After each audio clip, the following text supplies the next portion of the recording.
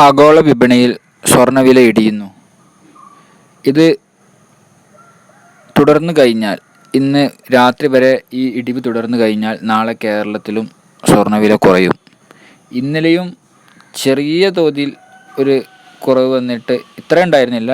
പിന്നീട് സ്വർണ്ണവില ഉയരുകയായിരുന്നു. പിന്നീട് രാത്രി ആയപ്പോൾ അത് വലിയ വില മാറ്റമില്ലാത്ത രീതിയിൽ മാറി. അതുകൊണ്ട് ഇന്ന് കേരളത്തിൽ സ്വർണ്ണവിലയിൽ കാര്യമായ മാറ്റങ്ങളൊന്നും ഉണ്ടാവില്ല. എന്തായാലും സ്വർണ്ണവില കൂടുന്നില്ല. ഇന്നും സ്വർണ്ണവില ആഗോള വിപണികളിൽ വളരെയധികം ഒരു മന്ദീഭവിച്ചിട്ടുള്ള ഒരു പോക്കാണ്. വലിയ രീതിയിൽ സ്വർണ്ണവില ഉയരുന്നില്ല. ഡോളർ കണക്കിന് കുറയുകയാണ് ചെയ്യുന്നത്. ഓക്കെ, വരാൻ പോകുന്ന ദിവസത്തെ സ്വർണ്ണവിലയുടെ ട്രെൻഡ് മനസ്സിലാക്കുന്നതിന് ഈ ചാനൽ നിങ്ങൾ സബ്സ്ക്രൈബ് ചെയ്യുക. അത് നിങ്ങൾക്ക് കൂടുതൽ ഉപകാരപ്പെടും. Thank you so much.